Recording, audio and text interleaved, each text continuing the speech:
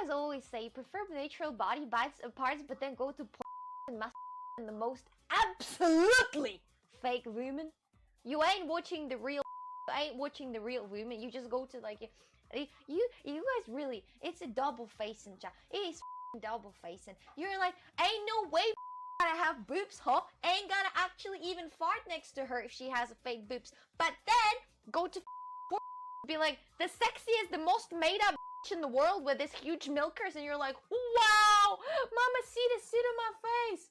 That got a boob job, nose job, and every job, and you're like, wow, she's so beautiful, bro. Sorry.